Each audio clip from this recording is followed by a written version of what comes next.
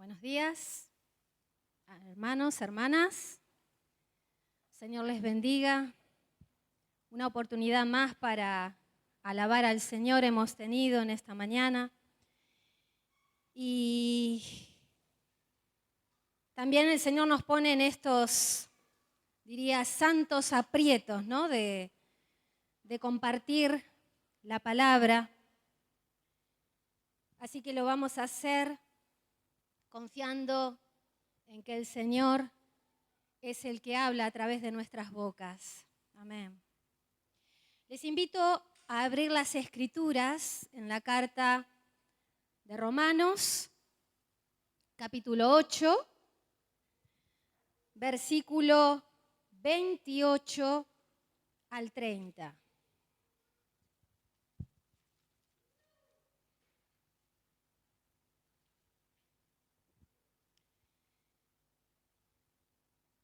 Seguramente todos hemos escuchado o hemos leído acerca de este pasaje, es muy conocido. Así que lo vamos a leer. Ayer dijo Miguel en este pequeño encuentro una palabra que es redescubrir. Y nosotros vamos a, por medio del Espíritu Santo, a redescubrir lo que Él quiere hablarnos en esta mañana a través de este pasaje. Y dice así: y sabemos que para los que aman a Dios, todas las cosas cooperan para bien. Esto es, para los que son llamados conforme a su propósito. Porque a los que de antemano conoció, también los predestinó a ser hechos conforme a la imagen de su Hijo, para que Él sea el primogénito entre muchos hermanos. Y a los que predestinó, a esos también llamó. Y a los que llamó, a esos también justificó. Y a los que justificó, a esos también glorificó. Seguramente este ha sido y será utilizado por muchos para expresar una promesa, seguramente aquellos que están afligidos y abatidos por las circunstancias. Pero si nos ponemos a profundizar a través del contexto de este pasaje, vamos a poder entender con mayor claridad lo que nos expresa acá el apóstol Pablo. Vamos a ver algunas cosas para poder ver qué es lo que Pablo nos quiere transmitir a través de este pasaje. La primera cosa es que los cristianos, los hijos de Dios, tenemos la certeza de que nuestro Dios es un Dios soberano y que gobierna todas las cosas. Y es para nuestro bien. Pero acá el pasaje dice, y sabemos. Pablo no nos quiere decir acá que los cristianos, los hijos de Dios, nos amparamos en una probabilidad o que nos amparamos en una ilusión. Quizás pensamos que las cosas pueden. Ni siquiera nos amparamos en un presentimiento de que todas las cosas cooperan para bien. Sino lo que Pablo dice acá, por cierto y seguro, es que nosotros los cristianos sabemos. Aunque lamentablemente nuestra tendencia o nuestra inclinación justamente es a olvidarnos de esto, ¿verdad? ¿Y qué es esto que sabemos? Sabemos que Dios usa todas las cosas para nuestro bien. Todas las cosas que ocurren en este mundo caído, justamente sabemos por las Escrituras que a raíz de la desobediencia de Adán, este mundo fue cautivo o encerrado bajo pecado. Y no solamente está bajo el dominio del pecado, sino también por las artimañas de Satanás. Pero gracias a Dios que tenemos esta seguridad.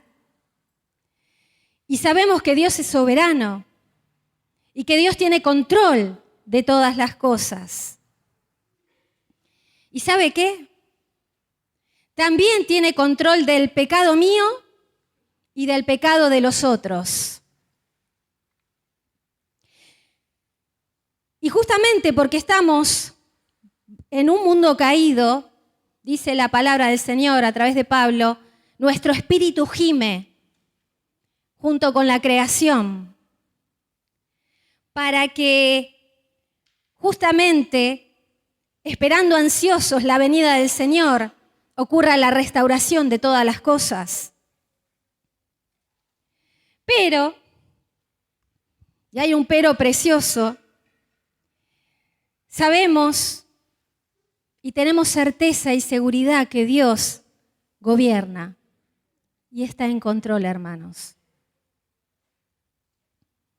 Todo lo que sucede en este mundo caído, sea grande o sea pequeño, no escapa de la mirada, del conocimiento de nuestro Dios. Dice en Romanos 8:17, y esto incluye también nuestras aflicciones, nuestras angustias. Dice que los que padecen con Cristo serán también glorificados con Él. Y que las aflicciones del tiempo presente no son comparables con la gloria venidera que en nosotros ha de manifestarse. Nosotros también gemimos dentro de nosotros esperando la adopción, la redención de nuestro cuerpo. Y acá quiero hacer una aclaración, porque hoy mencioné el pecado, ¿verdad? El pecado nuestro y el pecado de los demás.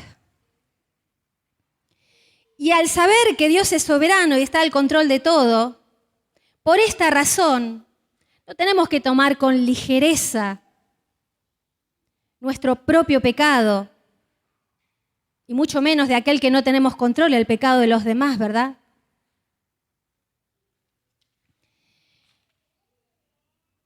Indudablemente esto nos lleva a tomar un ejemplo en las Escrituras, o hay varios ejemplos que podemos mirar con respecto a esto.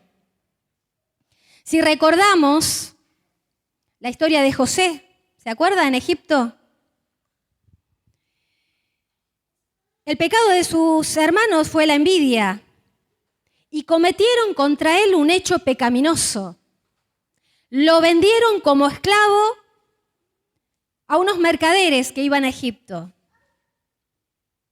Cuando José llega a Egipto, es vendido a la casa de un tal Potifar y su esposa se enamoró de José.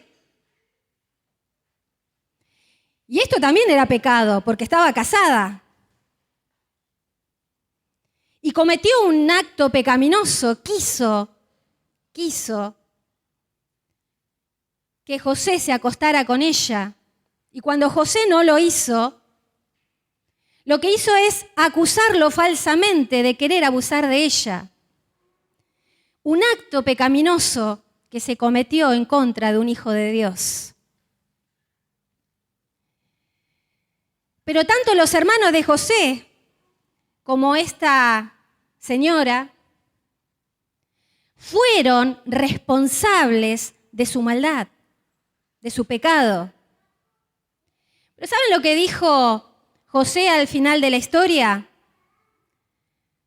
Dijo así, en Génesis 50:20, vosotros pensasteis mal contra mí, mas Dios lo encaminó para bien.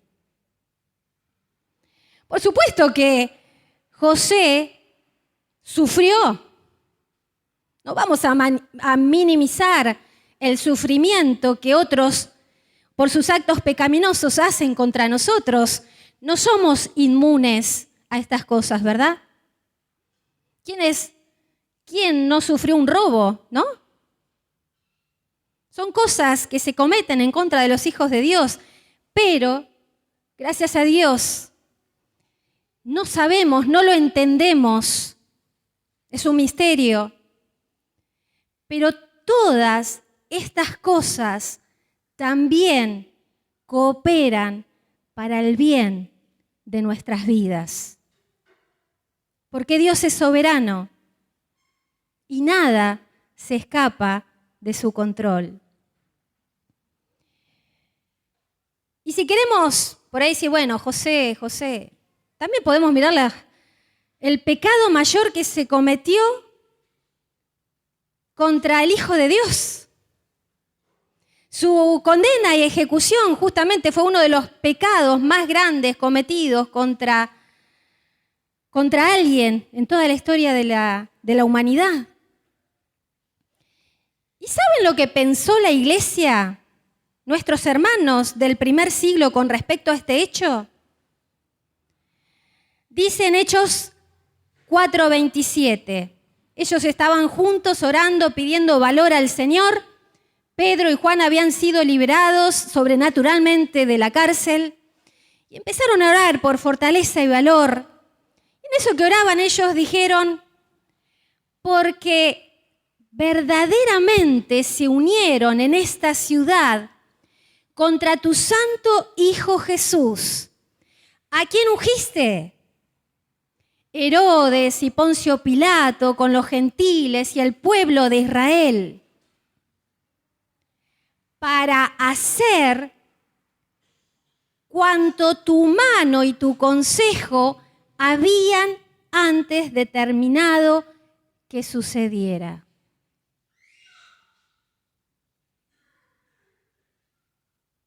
Todo está bajo el control del Señor.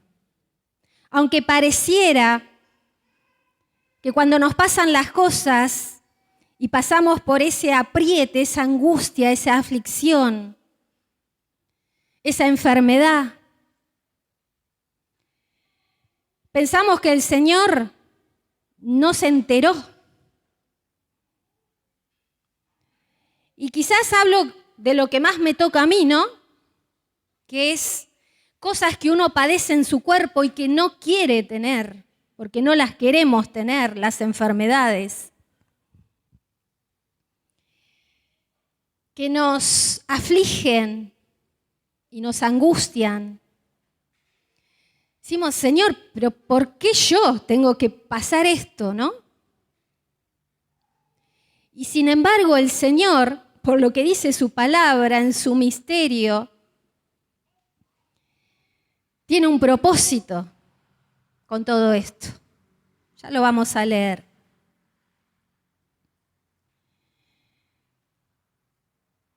Dice, esta promesa no es para todos, porque si volvemos a leer, dice, ponemos de vuelta 8:28, y ya sabemos que Dios es soberano, que tiene control de todo, que para los que aman a Dios, todas las cosas cooperan para bien. Fíjese que a mí me llama la atención para los que aman a Dios.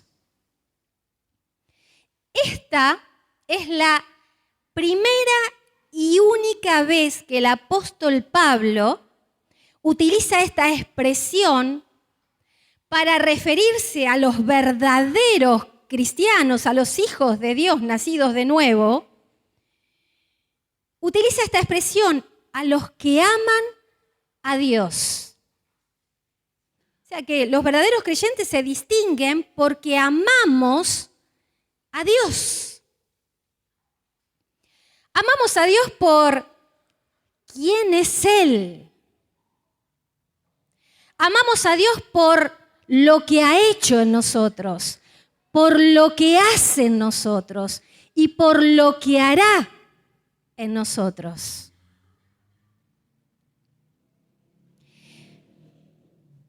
Y fíjense que si la promesa quedara solo en esa primera parte, y sabemos que a los que aman a Dios, Pablo no se quedó ahí, sino que dice, esto es a los que conforme a su propósito son llamados. Y yo doy gloria a Dios por esta parte que dice acá. ¿Sabe por qué? Creo que a usted y a mí nos pasan las mismas cosas, ¿verdad? En nuestro interior, cuando estamos pasando por aflicciones o cuando hemos pecado. ¿Sabe qué pensamos? Y la verdad que yo no amo al Señor como debiera amar.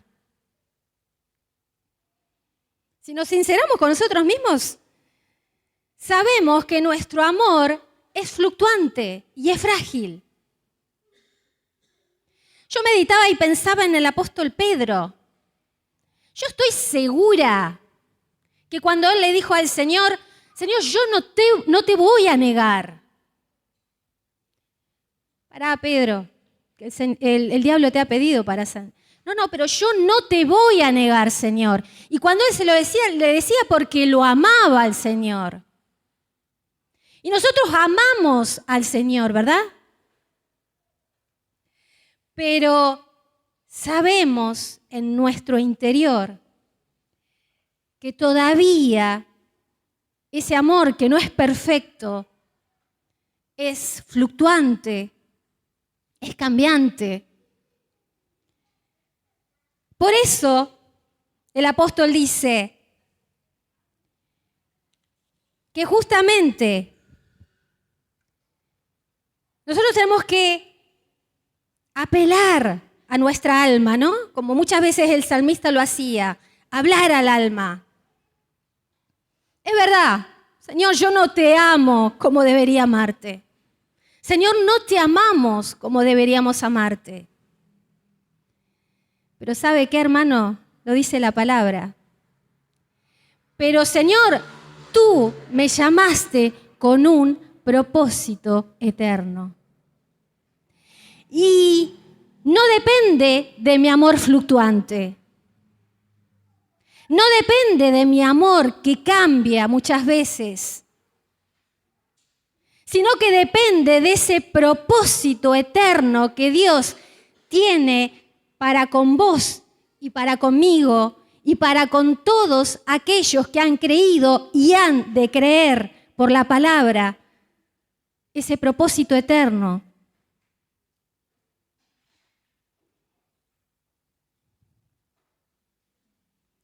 Es decir, que a causa de ese propósito y ese llamamiento, son la raíz de ese amor que sentimos por Él. Nosotros amamos a Dios, hermanos, porque Él obró en nosotros, justamente conforme a su propósito. Y dice en 1 de Juan 4:10, me acordaba de un corito cuando apuntaba este pasaje, y en esto consiste el amor. No en que nosotros hayamos amado a Dios, sino en que Él nos amó a nosotros y envió a su Hijo en propiciación por nuestros pecados. Nosotros le amamos a Él porque Él nos amó primero. Le amamos que lo amaste primero. Moriste en la cruz y vida tenemos. Te amamos, Jesús. Te amamos, Jesús. Que nos amaste primero. ¿Se da cuenta, hermano, hermana, que no es nuestro amor? Que no se trata de nosotros. Somos frágiles y somos débiles. Se trata de Él, siempre se trata de Él. Y de su propósito para con nosotros. Y ahora vamos a ver cuál es ese propósito, porque no se queda ahí Pablo. Seguimos. 8:29. Porque a los que de antemano conoció, también los predestinó a ser hechos conforme a la imagen de su Hijo, para que Él sea el primogénito entre muchos hermanos. Ese es el bien que nos ha hecho el Señor. Ser semejantes a Cristo. ¿Lo vuelvo a repetir? ¿Hay duda? Él nos llamó no dependiendo de nuestro amor, sino de su soberanía, con un propósito eterno. Y ese propósito, mis hermanos, es para que vos y yo, para que la iglesia que Él ha formado y está formando, seamos semejantes a Cristo. ¡Aleluya! Seamos conformados a Cristo. ¿Se da cuenta que este pasaje tiene profundidad? Que no ponen la mirada en nosotros, sino que Dios es el autor de nuestra salvación, de principio a fin. Es como una cadena. Desde el primer eslabón hasta el último, Dios es el autor de nuestra salvación. Gloria a Dios que es así. Hoy oraba alguien que nosotros, ¿usted cree que nosotros hubiésemos mirado a Dios?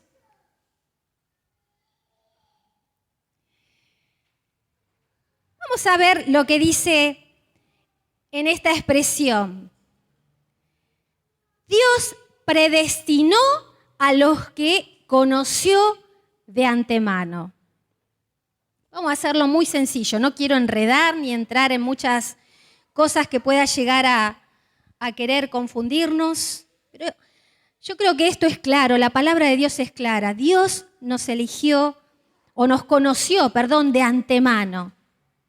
Y esta frase, conocer de antemano, justamente acá se usa como un sinónimo a que Dios tuvo para con usted y para conmigo, y para algunos, un amor selectivo, un amor especial, particular. Hay un ejemplo acá en Éxodo 33:17, cuando Dios habla con Moisés y Moisés estaba orando a Dios. Y Dios le responde y en un momento le dice, porque has hallado gracia ante mis ojos, y le dice, y te he conocido por tu nombre. A ver, nosotros sabemos, hemos dicho que Dios es todopoderoso, es omnisciente, todo lo sabe. Él conoce a todos los hombres que han existido, que existen y que van a existir, ¿verdad? Pero ¿qué quiere o qué quiso decirle acá a Moisés? Lo que Dios le quiso decir a Moisés es que yo te conozco por tu nombre, yo te amo de una manera especial entre todos el resto de los hombres. En Amós 3:2 dice: a vosotros solamente he conocido de todas las familias de la tierra. Otra vez, Dios conoce todas las familias de la tierra. ¿Pero qué quiere decir acá el Señor? A vosotros, solo a vosotros, es decir, a su pueblo, en ese momento era el pueblo de Israel, ¿no? Dice que Él los conoció de entre las familias de la tierra. Vayamos al Nuevo Testamento. Juan 10:14. Jesús dice: yo soy el buen pastor y conozco mis ovejas y las mías me conocen. Así como el Padre me conoce y yo conozco al Padre. ¿Qué quiere decir esto? Entonces, el Padre me conoce y yo conozco al Padre. Es decir, yo amo al Padre y el Padre me ama. Dios te ama a vos y me amó a mí de manera particular y especial. De entre el resto de los demás hombres y mujeres. ¿Te das cuenta de esto? Que Dios te haya conocido, te haya amado selectivamente a vos y a mí, y hoy podemos estar en su presencia porque Él te amó. Él conoce tu nombre, Él conoce mi nombre. Él te amó de una manera particular. No es casual. Acá no existe la casualidad ni la suerte. No existe. Dios te llamó, te predestinó, nos predestinó para ser conformados a la imagen de Cristo. En Mateo 7:23, hablando de aquellos, ¿no?, que actuaban o hacían cosas que eran pecaminosas, dice: apartaos de mí, hacedores de maldad, yo nunca os conocí. Dijimos que Dios conoce a todos, ¿verdad? Pero sin embargo, no a todos conoce de la manera que nos conoce a vos y a mí.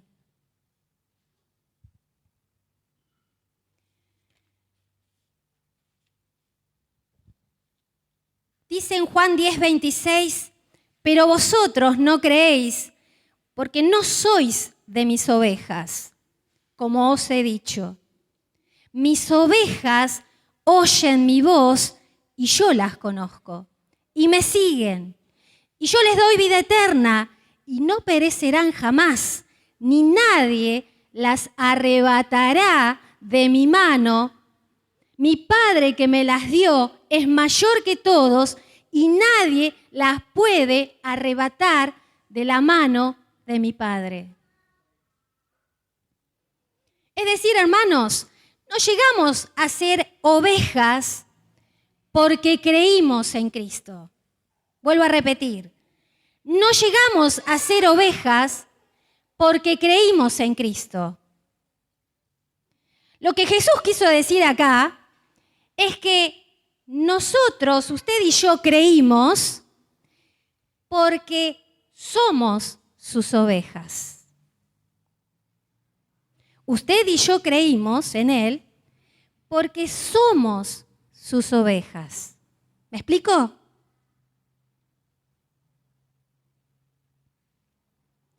Nosotros creímos porque el Padre nos escogió para que llegáramos a ser sus hijos. Y Dios nos conoció desde la eternidad. Eso quiere decir que nos conoció y nos amó desde antemano, desde la eternidad. Desde antes de la fundación del mundo, Él te conoció a vos y a mí. Por eso te eligió. No habíamos obrado ni bien ni mal.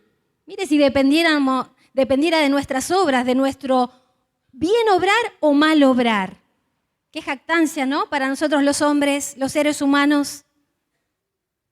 Él nos eligió porque según el puro afecto de su voluntad. Porque Él lo quiso así, hermano, hermana. ¿O acaso te crees? A ver, pareciera que estoy contradiciendo lo que dije, con un amor especial, ¿no? Pero ¿acaso nos creemos que éramos especiales de entre los demás hombres? No. Él nos eligió a vos y a mí porque a Él le plació elegirte a vos y a mí. No dependiendo de mis obras, sino porque Él me amó y lo quiso así. Y sí, claro que van a saltar algunos a decir, y bueno, pero si Dios ya eligió, ¿para qué? ¿No? ¿Para qué vamos a predicar? Si ya Dios escogió quiénes se van a salvar y quiénes no, ¿verdad? No quiero entrar en estas cuestiones. Sencillamente, lea Romanos capítulo 9, porque ahí Pablo lo debate muy bien. En Dios no hay injusticias, hermanos. No hay injusticias en Dios. ¿Sabe por qué? Porque ni usted ni yo merecíamos, ni nadie merecía ser salvos.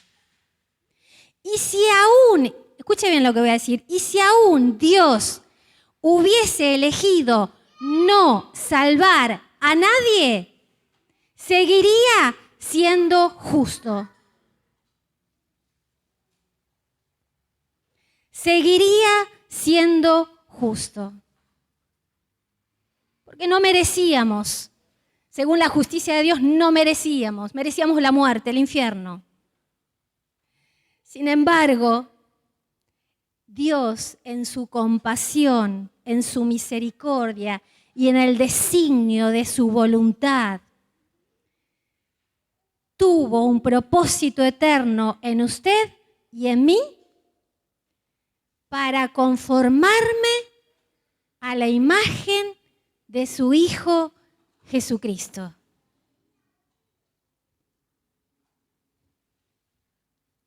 ¿Cómo no vamos a amar a Dios, hermanos?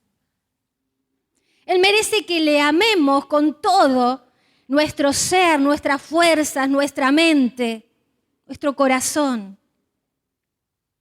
Él es digno, cantábamos. Él es digno.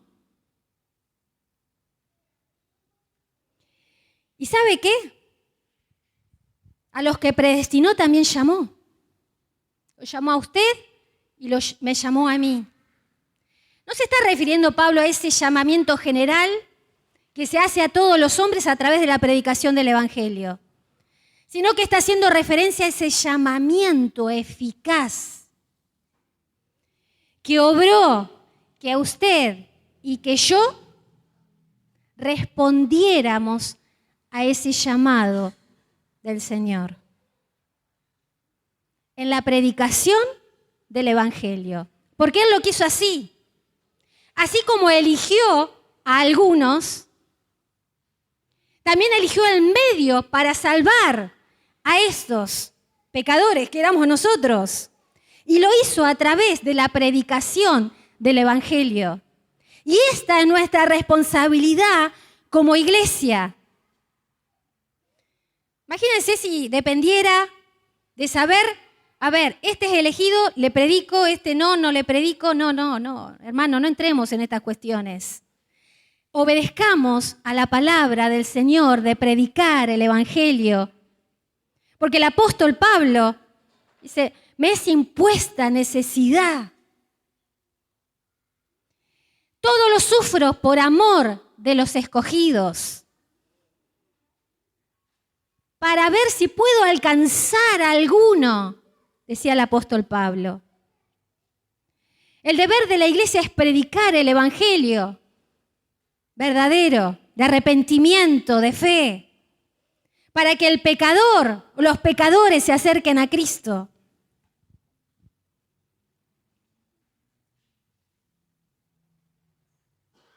Para ir terminando,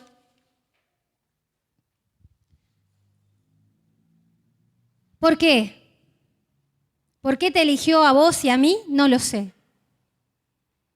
Fue su voluntad, fue su amor, su inmerecido amor, cantábamos, que nos miró, hermanos. Nosotros estábamos muertos en nuestros delitos y en nuestros pecados.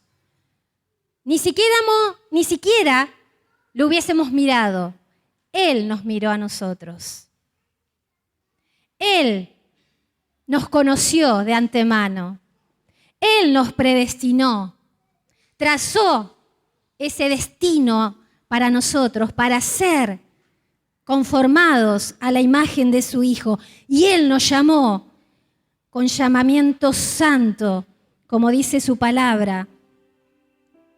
¿Cómo no vamos, hermanos, frente a esta verdad? ¿Cómo no vamos a luchar cada día en contra de ese pecado que todavía mora en nosotros? Es verdad, continúa el apóstol diciendo, y a los que justificó, a estos también glorificó. Vamos a llegar a esa perfección cuando venga Cristo a buscar a su iglesia, a esa imagen perfecta de su Hijo. Pero Él comenzó ahora, desde que nos dio vida eterna, a transformarnos, a moldearnos, a fundirnos. ¿Quiere otra palabra? A derretirnos. Con un propósito. No es solamente salvar individuos el propósito eterno de Dios, sino que el propósito eterno de Dios es ser conformados a la imagen de su Hijo Jesucristo. ¿Lo cree? Esto es creer, hermano, porque está escrito en la palabra y nos anima Pablo a creerlo, a proclamarlo. Señor, yo fui llamado con un propósito eterno. Ayúdame. El Espíritu nos ayuda en nuestra debilidad, dice Pablo, a luchar en contra de ese pecado que todavía mora en nosotros y que nos seduce y muchas veces nos engaña para que no lleguemos o no se cumpla ese propósito. ¿Pero sabe qué, hermanos? Ese propósito se va a cumplir en usted y en mí y en aquellos que han de creer, porque no depende de nosotros, hermanos. Depende de ese propósito que Dios trazó en la eternidad para su iglesia. ¡Qué privilegio! ¡Qué privilegio! Que vos y yo hoy estemos acá sentados. ¿Dónde queda nuestra jactancia? No hay lugar a la jactancia, hermanos. Todos éramos pecadores. Todos. Y Dios, entre los pecadores, te eligió a vos y a mí. Y está formando, y está llamando todavía eficazmente a todos aquellos que han de formar parte de este pueblo escogido por Dios, para ser semejantes a Él. Hermanos, esto sucederá una vez que venga el Señor a buscarnos. la perfección total, nuestra redención de nuestro cuerpo y de nuestra alma, la imagen de nuestro Señor Jesucristo. ¿Lo anhelás, hermano? ¿Lo anhelás? Yo te animo en esta mañana a que juntos procuremos cada día, mirar la gloria del Señor. Dice Pablo que somos transformados mientras miramos la gloria del Señor a la imagen de aquel que nos llamó. Amén. Aleluya.